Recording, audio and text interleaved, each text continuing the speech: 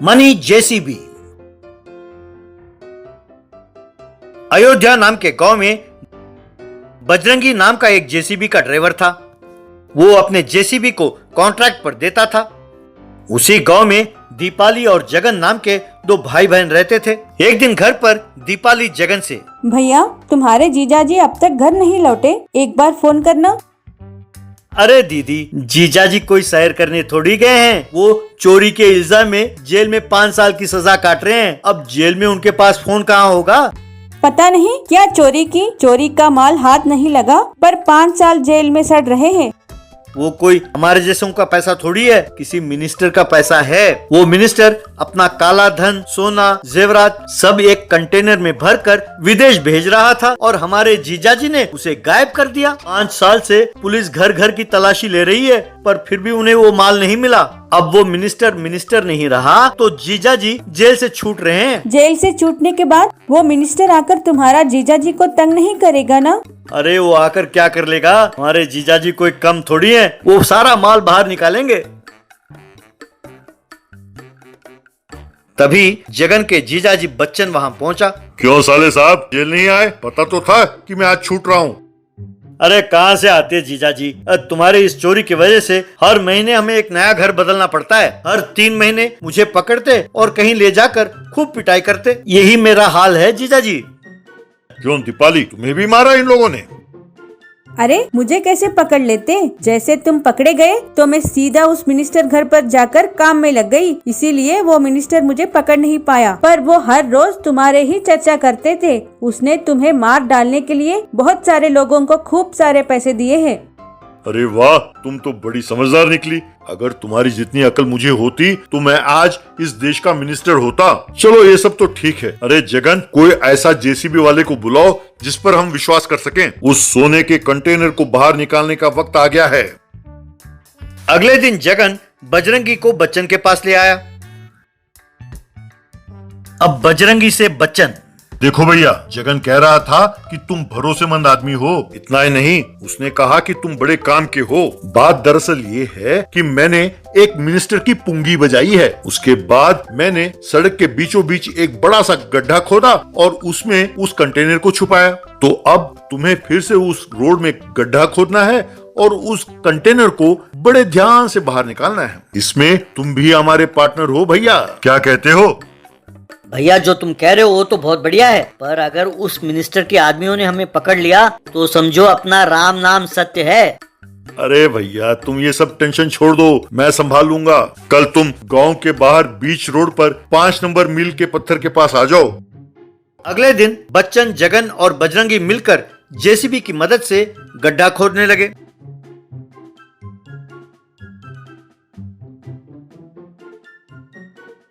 अब उस गड्ढे से एक बड़े कंटेनर को बाहर निकाला। अब उसे खींचकर बाहर निकालते वक्त उसमें छेद हो गया और उसमें से सोना, जेवर और पैसे बाहर गिरने लगे। इतना ही नहीं, सड़क के उस गड्ढे में भी कुछ जेवर रह गए। ये देखकर बच्चन, अरे यार बजरंगी, तूने तो बेड़ा गर्क कर दिया। अब ये जो नीचे गिरे हैं जेवर, इन्हें कैसे निकालेंगे? ऊपर से इस कंटेनर को भी छेद कर दिया तुमने। अरे भैया मैं क्या करूं, इतने दिन गड्ढे में रहेंगे तो लोहे को तो जंग लगेगा ही। तभी अपने आदमियों के साथ वो भूतपूर्व मिनिस्टर वहां पहुंचा। अरे तुम लोग क्यों आपस में लड़ते हो? माल तो मेरा है, चिंता तो मुझे होनी चाहिए, हैं? थैंक्स बजरंगी, सही टाइम पर तुमने मुझे खबर भेजा। शाम को घर आकर पैसे ले जाना। क्यों कमीने, धोखेबाज, तुम्हारा भरोसा क्या, तो तुमने मुझे धोखा दे दिया। ऐसा कह रहा था कि तभी पुलिस की सायरन सुनाई दी। ये सुनकर मिनिस्टर, अरे चलो भागो यहाँ से। अगर पुलिस ने हमें यहाँ देख लिया तो उनको पता चल जाएगा कि ये माल अपना है। वैसे भी ये सरकार इस ताक में है कि कब मुझे पकड़े, इसकी खबर हम बाद में लेंगे। चलो अब यहाँ से, कहकर वहाँ से भाग गए। तभी एसआई वहाँ आया। ए बजरंगी, अब ये सारा माल दूसरे कंटेनर में ट्रांसफर हो जाना चाहिए। शाम को इसे विदेश भेजना है। सर, विदेश क्यों? हमें गिरफ्तार नहीं करेंगे आप? दादा, मैं ऐसे नहीं हूँ, मैं बजरंगी का छोटा भाई हूँ। बजरंगी ने जानबूझकर मिनिस्टर को खबर दी ताकि वो हमें ना ढूंढे। उसके बाद हमें ऐसा ही बनकर आने को कहा। मिनिस्टर तो यही सोचेगा कि उसका कंटेनर पुलिस के पास है।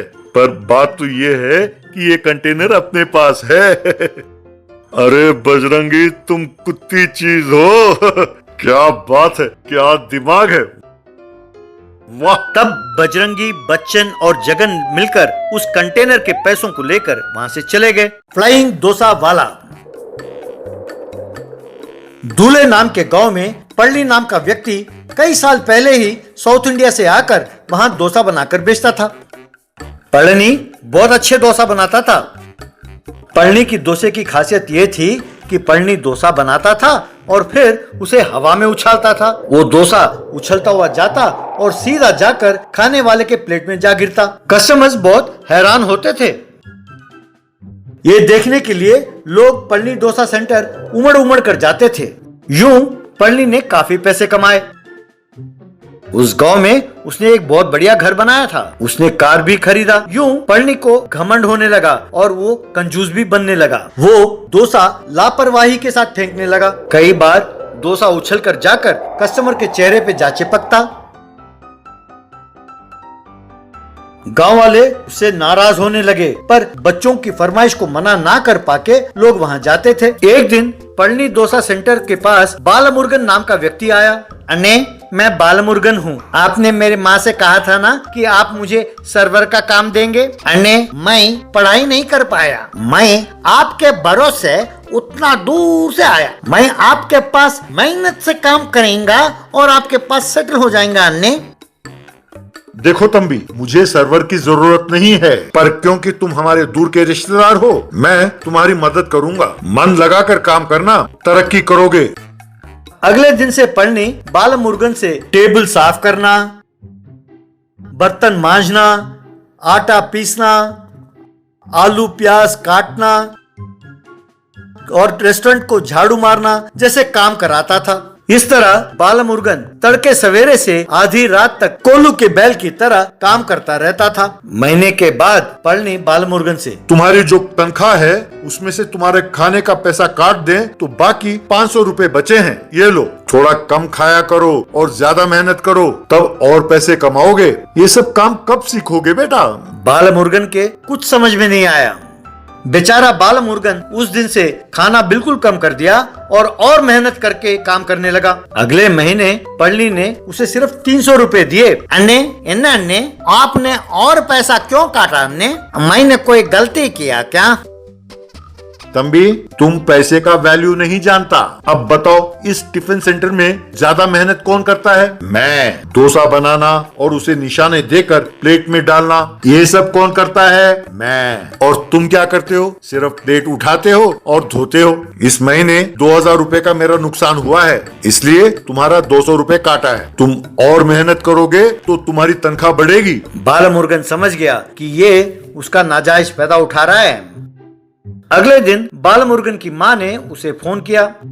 मगने, एपड़ी इरकड़ा, तुम्हारा भाई पलनी कह रहा था कि वो तुम्हारा अच्छा ख्याल रख रहा है। ये बात सुनने के बाद ही मैंने सोचा है कि अगले साल तुम्हारी बहन की शादी करा दे। पैसे फालतू में खर्च ना करो बेटा, जमा करते रहो। बालमुरुगन की आंखों से आंसू निकलने लगे। ये सोचकर कि वो दुखी ना हो, बालमुरुगन ने अपने माँ को ये सब कुछ नहीं बताया। बालमुरुगन तुरंत पळनी के पास से चला गया।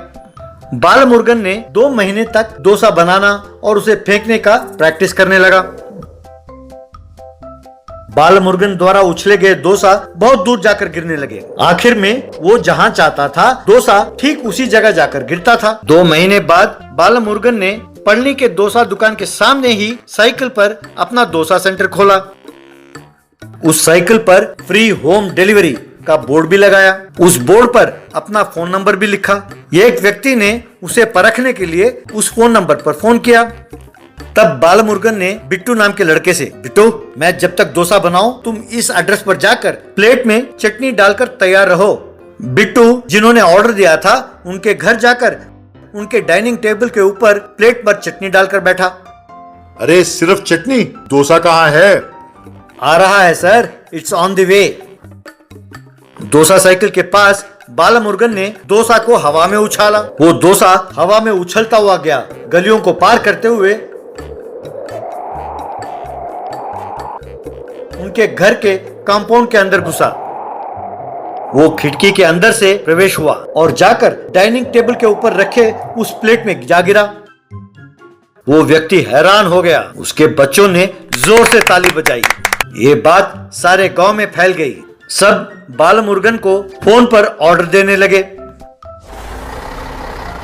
एक व्यक्ति ने बस में जाते जाते बालमुरुगन को डोसा का ऑर्डर किया। बालमुरुगन ने उस डोसे को उछाला।